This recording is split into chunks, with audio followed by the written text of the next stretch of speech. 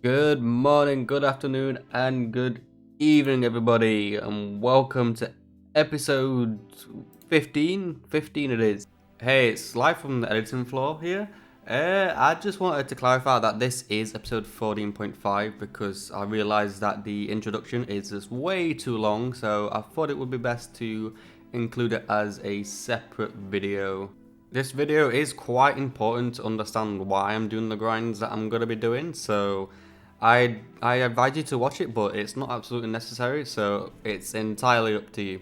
Now you might be wondering, why is he training agility? He unlocked the wilderness resource chunk at the end of the last episode.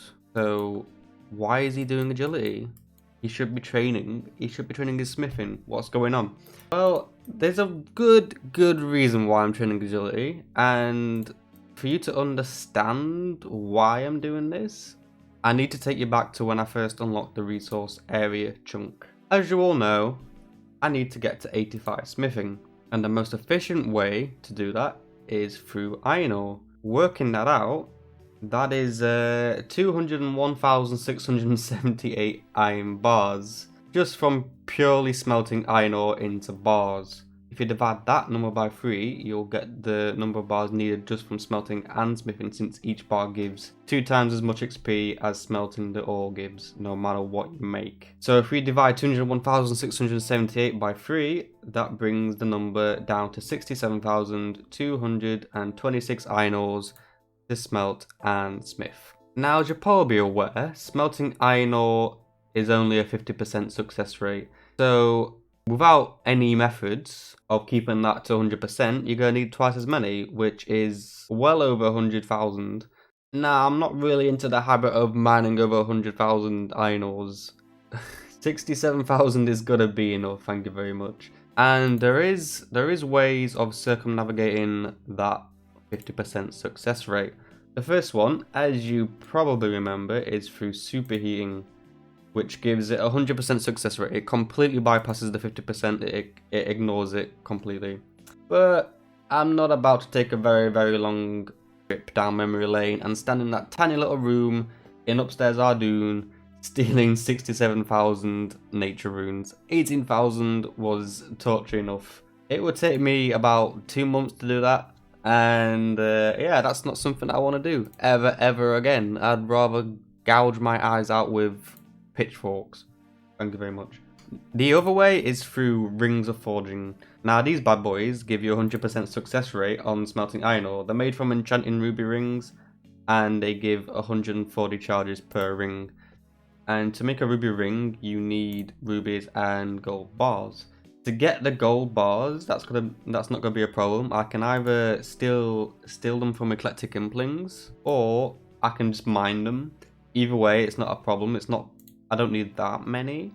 Rubies, on the other hand, they're quite a bit more difficult than gold. Unfortunately, I do have a way of getting these aside from drops. The only drop that I have that I know of is earth implings, but that's a 1 in 100 drop chance. So yeah, I'm not gonna do that. That would take too long. The other way of doing it is through the Ardougne Market gem stall. Our first chunk is still very much in play, in good ways and in much worse ways. Now, I've got 2 choices here. I can either steal uncut gems from the market stall, or I can buy gems from the market stall. Stealing from this stall gives a 1 in 25.6 chance of stealing an uncut ruby. Now, if we do some maths here, if I need to mine approximately 67,226 iron ores, we need to divide that number by 140 to calculate how many rings of forging I would need to cover that number of iron ores. And that comes to 480.185 blah. So let's just round up to 481. So now let's times that 481, which is the amount of ruby rings I would need, by 25.6, which is the chance of stealing an uncut ruby from the gem stall every time you steal from it. That comes to 12,313.6, or 12,314. I would need to steal from this gem stall 12,314 times. That's something that's not going to happen. The second way I can get rubies is simply just from buying them. At any given moment, assuming no one's bought from it recently, the gem store vendor will have one cut ruby in the gem store for sale per world at a less than modest price of 1,500 GP. So for me to buy 481 rubies, that would cost me 721,500 GP. And now if I wasn't stupid and if I didn't buy the permanent access to Brimhaven dungeon entrance fee, this wouldn't be a problem. But I did. I like to justify this. I like to justify me being stupid buying that by saying it was a chunk task requirement anyway and I would have had to buy it anyway. So that way I can sleep better at night, I guess. Maybe. I don't, but yeah. Anyway. So now I needed a way of raising 720,000. The most obvious way to do this would be through thieving, but that would take a long time. It took me 2 weeks to get to 1 million, and I really don't fancy spending about a week of thieving just to spend it all straight away. You know, I want that time to be more worthwhile, to be more efficient. So it was time to start taking a look at other ways that I could raise money within the chunks that I have. After a bit of research, I saw that the magic shortbow, when you've strung it, actually high outs for quite a bit of money, 960 GP to be exact. So I'd only need to craft 752 magic shortbows to raise enough money for my ruby fund. Now I haven't looked at my bank in a long time, but I think I have enough nature runes to cover that. So it's actually quite a good thing that I stole more nature runes than I needed to. The only problem is, I don't have 80 fletching, I've only got 75. So now I need to level my fletching to level 80, which would only be from 75, so it's not that bad. You know, it's not something that would take a super long time. Plus, 80 fletching gives me a great way of making money in the future. Like, every time I need money, I could just go chop down some magic logs and make some magic shortbows. And also it gives me a magic shortbow for training my ranged, so it's a win-win-win situation. Yeah, it's time to get to 80 fletching, but it's an investment for the future of the account. So it's much better than thieving my way to 720,000 GP. And before starting this grind, I noticed that I'm only one smithing level away from an adamant axe. So I went back to the wilderness resource chunk to get to 71 smithing, and this happened. Oh look, PK, this is literally my first inventory of iron ore. Oh my god, what's he trying to get? Like, is he gonna take my iron ore? Like, what's the point? God, that's funny.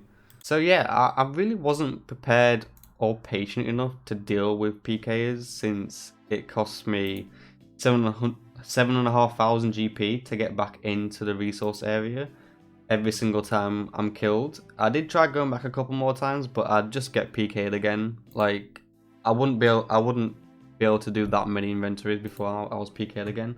And it wasn't even by the same PKer, so you can assume that at any given moment of any day, at any given time, there's gotta be someone hopping worlds looking for some poor sod in the resource area to kill, despite them not having anything worthwhile in their inventory for them to kill them over with.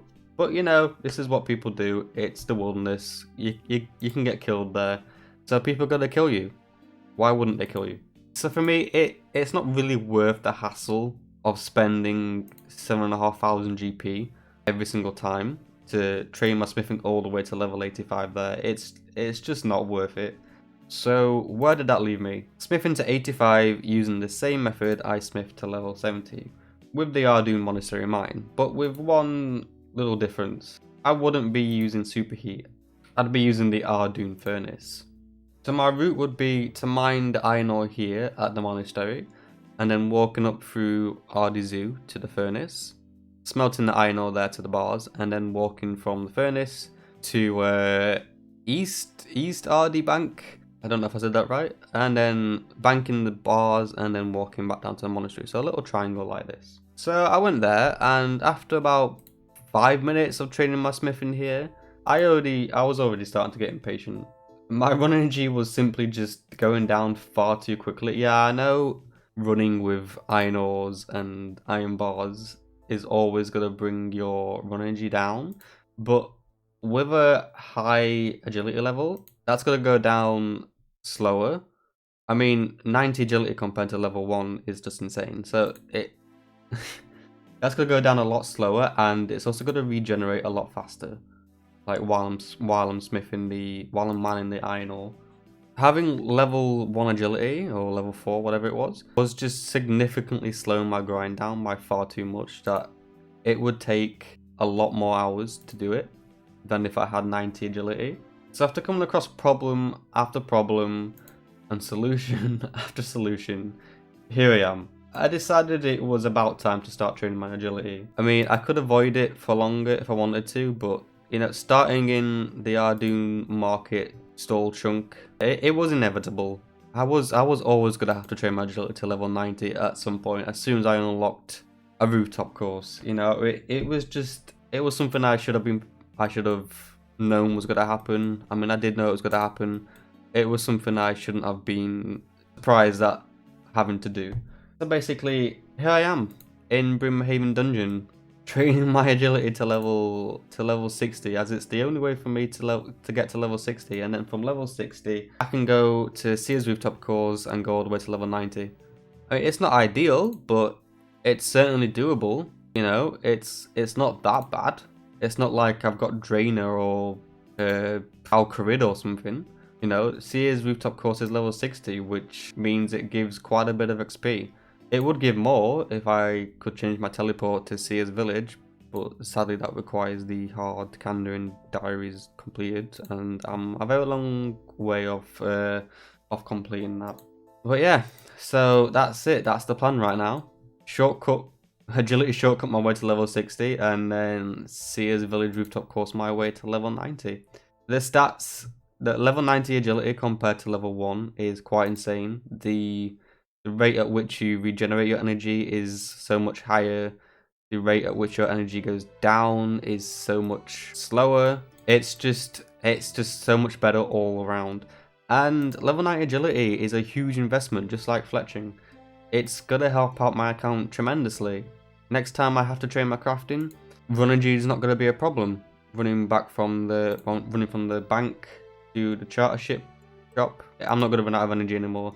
Running from the furnace, Ardougne furnace, to the bank, I might run out of energy, but it's going to happen far less often, and the grind's going to be far quicker. So yeah, this is going to be time well spent, and I'm happy I'm doing this. Really, honestly, I hate smithing. Like, obviously I'm going to have to do smithing after agility, but this mixes things up a bit. I like it. I'm having fun. Apart from when I fall in the lava in 23 agility levels ahead of what is required to use this shortcut. Stupid game. Anyway, yeah, so now you're all caught up to speed. Alright, thank you for watching this insanely long introduction video, guys. The next episode will be available very shortly, so I'll see you then.